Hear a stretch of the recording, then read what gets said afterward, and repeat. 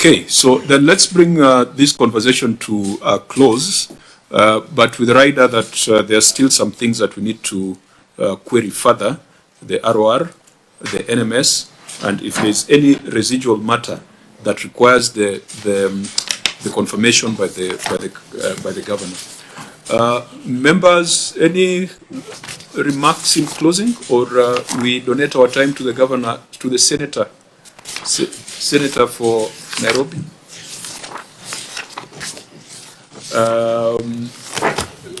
Yes, I will. Okay. Just a request, Chair. Just a quick one. Yes, as much as we appreciate what Governor Sakaja did, please. Mombasa is not in very good shape. Mombasa Road is not in very good shape. Do something about Mombasa Road. That is the face of this country. That is the Ministry of Roads and Transport. I'd like to send RK to deal with that. CS Murkomen should be the one doing that. Thank you. But he's busy in Finrolls and Arambe, so unfortunately, it's not the purview of the governor. Senator Onyonka. Thank you. My chair, I want to say just two things.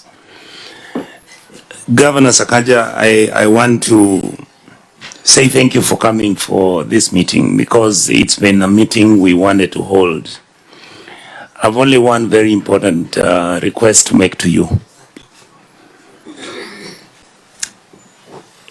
You're amongst the young leaders who've been given an opportunity. The expectation is very high on you. I really wish that you do your best. I know you mean well, because I've been with you for now, I think 3 days, Chair, going through different committees and listening to you.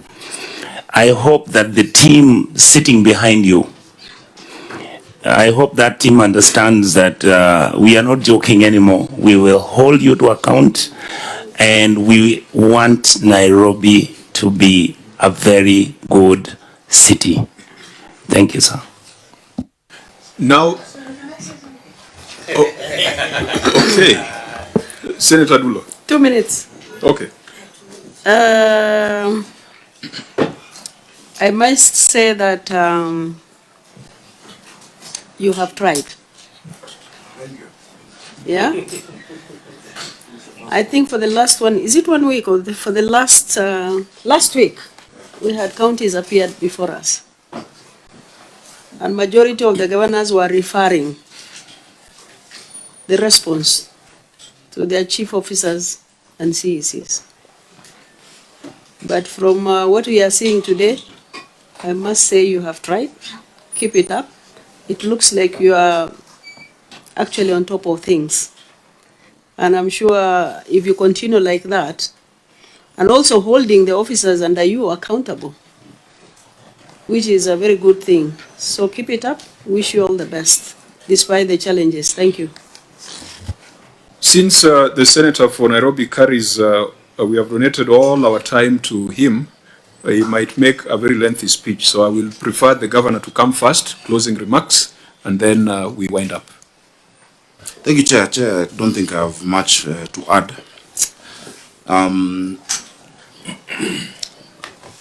When I vied for the position of governor of Nairobi, I knew what I was going for. When I made the decision to vie for senator of Nairobi, I was with you in Belfast or Londonderry, one of the two places in Northern Ireland. And I remember I was chairing a meeting, but I chose not to chair that particular session, and I was scribbling on a long notepad. That time we were in the same committee. You're a senator, I was a member of the National Assembly, but chair of the Cohesion Committee and Equal Opportunities. I understand my city of Nairobi. For many years, our city has been on a free fall, especially following 1992 elections, when the ruling party then lost grip of the capital. And so there's been a lot of systemic decline in our city over those years, whether it is in matters of land, in matters of fiduciary, issues. And so when I took this task, I knew what I was going to face and what is ahead of me. As you've seen, from 2013 to 2018, Nairobi has been getting disclaimer opinions it's been a mess. From 2018 to 2022 has been also equally a problem. But when you're faced with such a task, what do? You summon the best that you can put together. Of course, you believe in God, but you must have a plan on how to sort out this city. This city will be sorted out by ourselves. And that's what I keep telling my team. It is true, most of the staff in the county, apart from the chief officers and not all chief officers, some chief officers had even been there, and I promoted them. But apart from chief officers, CECs and advisors, most of the staff have been there. Just this weekend, there was a celebration of Team 89, inspectorate officers who joined in 1989. And many are there, some have retired. 35 years ago. To bring change, there is no instant thing you can do. It is an ideal situation, but there is no magic wand that is waved to change a city like Nairobi. But I'm happy that I can be able to track progress that we've made, significant in many, many areas, whether it is in healthcare. Chair, in healthcare, we have things that have never been seen before. Nairobi had no ICU. Kenyatta is what used to be seen as ICU. We have now more than one intensive care unit. The lifts at Pumwani last worked when I was born, Chair. Now they are back working. Our ladies can go to theater. We've introduced the position of CEOs in our hospitals. And there's been transformation because we just had boards and medical superintendents. Medical superintendents are doctors. And so sometimes they may not look at the holistic nature of running a hospital from the gate to the customer service, to supply chain, to the issues of human resource, to technology. Those changes are taking time, but they're being felt. In 10 years, from 2013 to the time I became governor, scholarships and bursaries in Nairobi were given worth 3 billion. But in less than 10 months, I was able to more than half that. We've given scholarships and bursaries 1.88 billion. People around this city who had never felt the county, they had never felt devolution, now are wondering, also, actually, my child can get a bursary thrice a year. It used to be given once in 3 years. Now it's given 3 times a year. Every term. 2.5 million first term, 2.5 million second term, 2 million third term. 1 out of 4 children in Nairobi were not going to school because of hunger, Chair. Most interventions to deal with hunger had been focused in the arid areas. That's why even the department in the ministry is called nomadic education something. We said it when we were in the Senate that we need to do a feeding program. In fact, I'm very pleased that if you look at the Hansard when Senator Wambu had brought the Mang Beans bill, I spoke about how Nairobi will be buying ndengu from Kitui, which we are doing. Chair, in less than a year, we're able to build 10 kitchens. We're able now to feed 184,000 children every single day at 5 shillings. We've been able to get significant support towards that program. School enrollment has gone up from 250,000 to 310,000 just in the second phase of the school feeding program. In the third phase of that program, Chair, we're going to make sure, because we've now broken ground to another 7 kitchens, we're going to make sure that all children in public schools are fed, and then the public schools become satellites to the informal schools, upbed schools. When I say Nairobi was on a free fall, there's no explanation why Nairobi has 210 public primary schools, yet we have 17 constituencies, 85 wards. If you look at maybe some of your constituencies in your counties, one constituency might have 100. But how do we sort out that challenge? Do we say, let us not feed these ones because we can't feed everyone? Today we've increased that enrollment. We are now building 5,000 classrooms. The national government committed, and they put 1 billion for classrooms. We have put 500 million, and every year 1,500 classrooms. Meaning by the end of this first term, we'll possibly have left more classrooms than I found when I became governor of Nairobi. So, Chair, the challenges are numerous. This is a city whose last master plan was done in 1976. The last physical master plan of the city, following the 1948 master plan. We have now gotten resources to do the next master plan of the city through the Millennium Challenge Corporation. And that's why in 2 weeks we're going to be accompanying the national government to the US. NMS made an attempt to do those master plans. New plan is a foundation for planning. But that was not done. We have $60 million now just to do that proper master planning for our city in 12 months. And after that, we secured 700 to 800 million dollars to implement it. A city that had not been planned looking forward, of course, would have the challenges that we see today, that there's no water. People are wondering, Chairman, why is it that the dams are full of water, but the water rationing is going on? And when you try to explain that, very few then understand that, first of all the water that we receive in Nairobi must be treated through a treatment plant. In fact, because of the rain in Gatere Forest and the debris in the Chania River, our production capacity at Ngedu has moved down from 18,700 cubic meters per hour to 17,400. And that's why we're able to get NYS to go and clear, help us clear that. Because of that lack of planning, Chair, as I go to conclude, I know I've taken time, Nairobi had only 4 sources of this water that we talk about. 3 of them done by the colonialists. Kikuyu Springs done in 1904 to 1910, 6,000 cubic meters to the city. Ruiru Dam done in 1928. Sasumo done in 1958, 60 million liters per day. Those 3 were done before we got independence. When we got independence, the only project that had been done was was Ndakaine, done between 1994 and 1997, producing 84% of our water. But it was done with a view of a population of the year 2002, which was 2 million Nairobians. So every day we get 525.6 million liters against a demand now that has gone to 900 million liters a day. What have we been able to do within this 1 year and how many months? Almost 1.5 or just slightly above.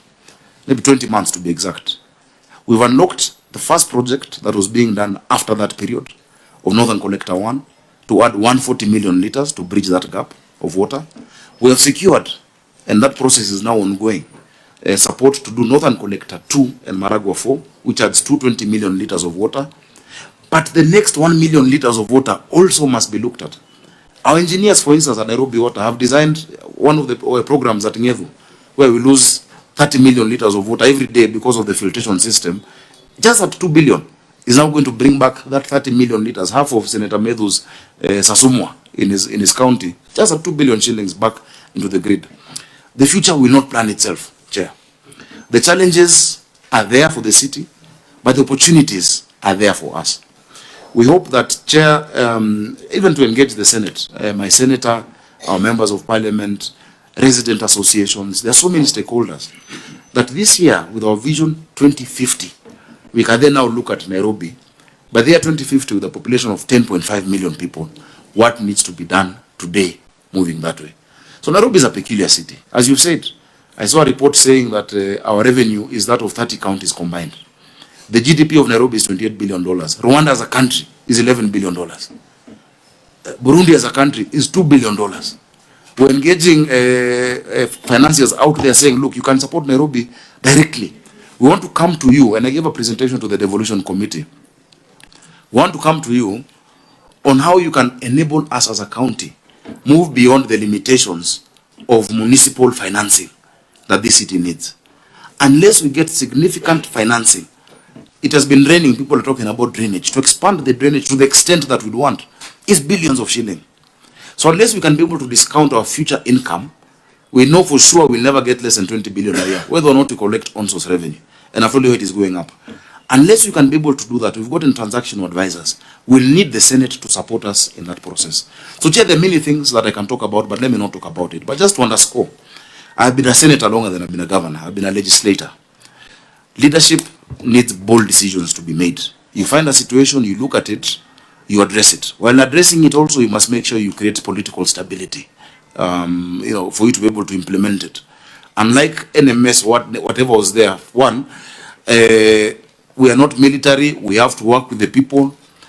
Then, whatever entity was there was not a threat politically to anyone. No one was trying to pull it down. But now that where we are, and I'm very happy that despite a lot of misinformation that has been out there, the Senate, and particularly your committee, has been objective enough to look at the issues.